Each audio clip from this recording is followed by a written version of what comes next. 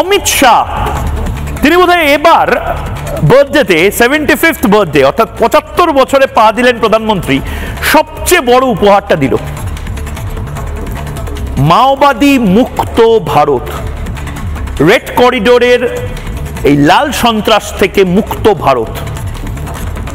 বিশেষ করুন আজকে আমার তো খুব কষ্ট হচ্ছে, আজাদি ব্রিগেডের জন্য কষ্ট হচ্ছে। আমি নির্দিষ্টভাবে সে কারণে টিস্যু পেপারও নিয়ে এসেছি, একটা টিস্যু, দুটো টিস্যু, তিনটে টিস্যু, চারটে টিস্যু, যতগুলো টিস্যু দরকার ততগুলো টিস্যু আজ এই টুকরে টুকরে গ্যাংয়ের যারা সদস্যরা রয়েছেন তারা ব্যবহার করতে পারেন, কারণ আজ তাদের জন্য বড় শোকের দিন গো, বড় কাঁদা, বড় কষ্ট, বড় বেদনা। আজ রাতে কেউ হয়তো খাবে না, শুধু নাক মুছবে আর চোখ মুছবে, কারণ ভারতবর্ষ থেকে মাওবাদীদের এই উপদ্রব আউট।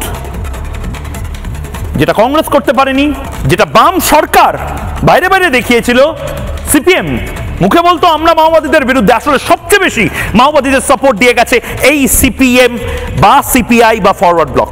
যেটা তারা করতে পারেনি, প্রধানমন্ত্রী নরেন্দ্র মোদী সেটা করছেন। বাপ বাপ করে মাওবাদীরা অস্ত্র সমর্পণ করছে অমিত শাহের পায়ে, নরেন্দ্র মোদীর পায়ে। মাওবাদী মুক্ত ভারত পসিবল।